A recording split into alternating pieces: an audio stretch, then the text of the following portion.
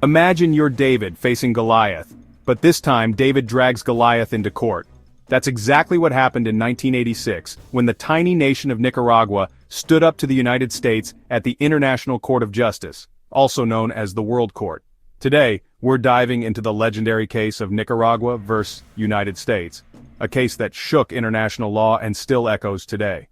Let's rewind to the 1980s. The Cold War is in full swing. The US and the Soviet Union are busy turning the world into their chessboard. Nicaragua had just undergone a revolution. The Sandinista government, leaning left, had toppled a US-backed dictator. Washington, not thrilled. So, the US started secretly supporting a rebel group called the Contras.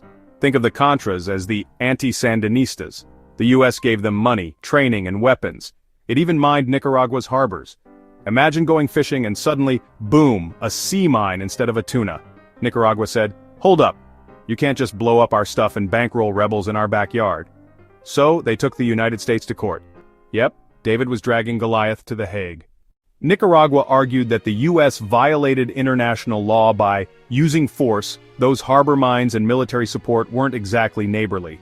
Interfering in internal affairs, funding rebels to overthrow a government is kind of the definition of meddling. The US? They didn't even show up for most of the hearings. Instead, they argued, the ICJ had no jurisdiction. Oh, and by the way, they were just supporting freedom fighters, not breaking the rules. But here's the twist. While the US tried to walk out, the court still went ahead.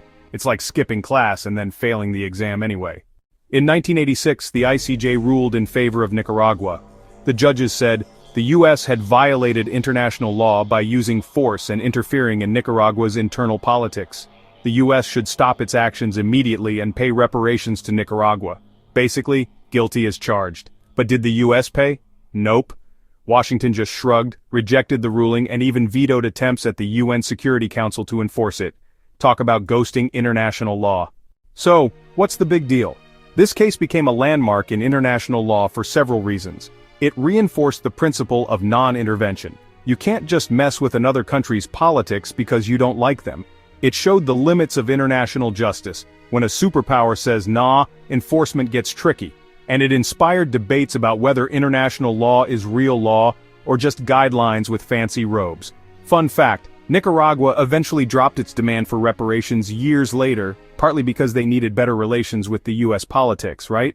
So the Nicaragua v. US case is like that one courtroom drama where the little guy actually wins, but the rich kid refuses to pay the fine. It's a reminder that while international law is powerful on paper, its enforcement often depends on political will. And that's the story of how a small Central American nation took on a superpower, and won, at least in theory.